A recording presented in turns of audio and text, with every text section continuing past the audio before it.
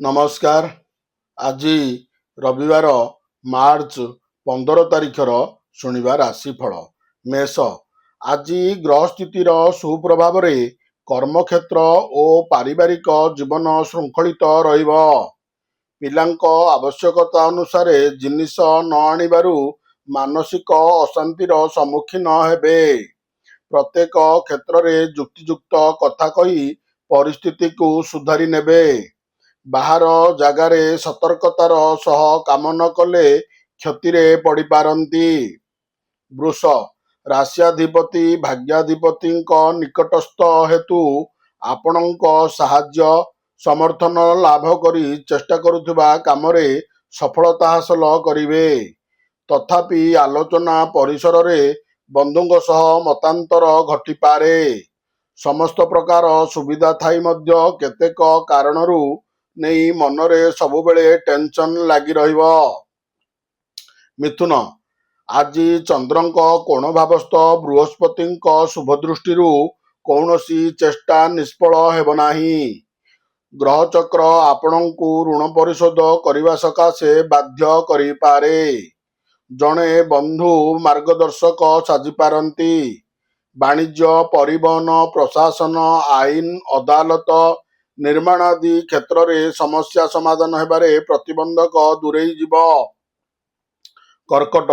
ରାଶ୍ୟାଧିପତି କେନ୍ଦ୍ରସ୍ଥ ହୋଇ ଗୁରୁ ଦୃଷ୍ଟିରେ ରହି ସାମଗ୍ରିକ ସୁଖ ସାଧନାର ପୃଷ୍ଠଭୂମି ସାଜିପାରନ୍ତି। ସବୁ ଭଲ କଲେ ମଧ୍ୟ କେତେକ କାରଣକୁ ନେଇ ଘର କଥା ଓ ଆର୍ଥିକ ସମସ୍ୟା ନେଇ ମନରେ ବିଭିନ୍ନ ପ୍ରକାର ଦୁର୍ଭାବନା ସୃଷ୍ଟି କରିବ। ପ୍ରତ୍ୟେକ କ୍ଷେତ୍ରରେ ପରସ୍ପର ଆଲୋଚନା ଦ୍ୱାରା ସମସ୍ୟାର ସରଳ ସମାଧାନ କରିବାରେ ସମର୍ଥ ହେବେ। ସିଂହ। ଆଜି ଯେକୌଣସି ପରିସ୍ଥିତିକୁ ସଜାଡ଼ି ନେବାରେ ସାହାଯ୍ୟ କରିବ। ମନରେ ସାହାଯ୍ୟ ବାନ୍ଧି କାମ କଲେ ସଫଳତା ପାଇବେ। ଯେତେ ସୁବିଧା ସୁଯୋଗ ସୃଷ୍ଟି କଲେ ମଧ୍ୟ ବନ୍ଧୁ ପରିଜନମାନଙ୍କୁ ସନ୍ତୁଷ୍ଟ କରିପାରିବେ ନାହିଁ। ଯେତେ ସୁବିଧା ସୁଯୋଗ ସୃଷ୍ଟି କଲେ ମଧ୍ୟ ବନ୍ଧୁ ପରିଜନମାନଙ୍କୁ ସନ୍ତୁଷ୍ଟ କରିପାରିବେ ନାହିଁ। ତଥାପି ଘରେ ବନ୍ଧୁ ମିଳନ ଓ ନୂତନ ଅତିଥିଙ୍କ ଆଗମନ ଯୋଗୁଁ ଆମୋଦ ପ୍ରମୋଦର ମଜା ଉଠାଇ ପାରନ୍ତି। କନ୍ୟା। ଟଙ୍କା ବାକି ରଖିଥିବା ଲୋକଟି ଖୋଜି ଖୋଜି ଘରେ ଆସି ଟଙ୍କା ଦେଇଯିବ। ପାରିବାରିକ କ୍ଷେତ୍ରରେ ବୃଥା ସନ୍ଦେହ କରି ନିଜ ଲୋକଙ୍କୁ ଭୁଲ ବୁଝି ପାରନ୍ତି। କର୍ମକ୍ଷେତ୍ରରେ ସାଧାରଣ କଥାରେ ମତାନ୍ତରରୁ ବିତର୍କ ସୃଷ୍ଟିର ସୂଚନା ରହିଛି। ରାଶ୍ୟାଧିପତିଙ୍କ ଦୁର୍ବଳତା କାରଣରୁ ସ୍ୱାସ୍ଥ୍ୟ ସମସ୍ୟା ଦୁଶ୍ଚିନ୍ତାର କାରଣ ହୋଇପାରେ। ତୁଳା।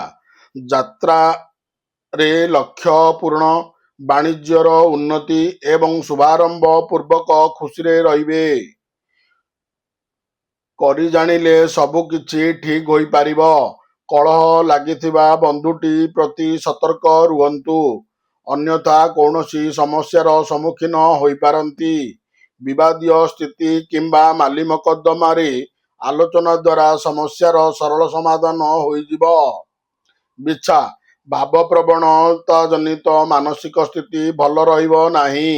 ଉତ୍ତେଜନା ସୃଷ୍ଟିକାରୀ ଭାଷା ପ୍ରୟୋଗରୁ ଶାନ୍ତ ରହିବା ଭଲ ହେବ। ଭାବିଚିନ୍ତି ପଦକ୍ଷେପ ନେଲେ କୌଣସି ଅସୁବିଧା ନ ଥାଇ କାର୍ଯ୍ୟସିଦ୍ଧି ଘଟିବ। ସାହିତ୍ୟ, ସାମ୍ବାଦିକତା, ରାଜନୀତି, ସଭାସମିତି, କ୍ରୀଡ଼ା, କଳା, ସଙ୍ଗୀତ ଓ ଚଳଚ୍ଚିତ୍ରରେ ସମସ୍ୟାର ସମାଧାନ ହୋଇଯିବ। ଧନୁ।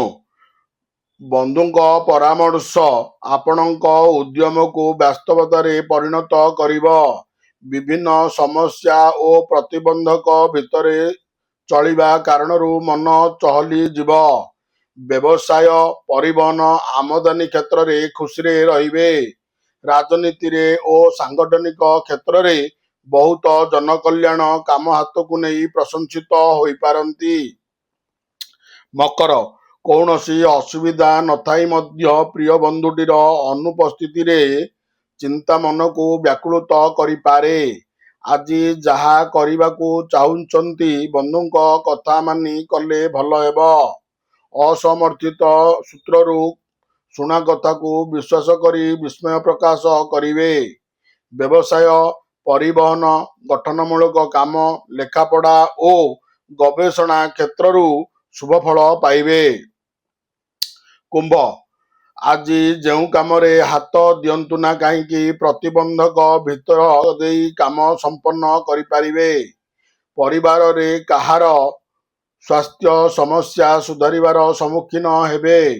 ବନ୍ଧୁଙ୍କ କାର୍ଯ୍ୟରେ ଅସନ୍ତୁଷ୍ଟ ପୂର୍ବକ ଭୁଲ ବୁଝାମଣା ହେତୁ ସମସ୍ୟା ବଢ଼ିଯିବ। ସମ୍ପର୍କୀୟଙ୍କ ସହାୟତାରେ ବକେୟା ଅର୍ଥ ଆଦାୟ କରିବାରେ ସକ୍ଷମ ହୋଇପାରନ୍ତି।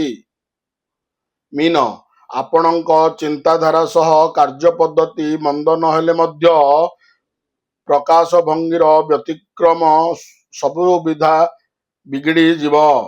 ଏହି କାରଣ ଅନୁସାରେ କର୍ମକ୍ଷେତ୍ରରେ ଈର୍ଷାପରାୟଣ ସହକର୍ମୀଟି ସହ ବିବାଦ ବୃଦ୍ଧିର ସୂଚନା ରହିଛି।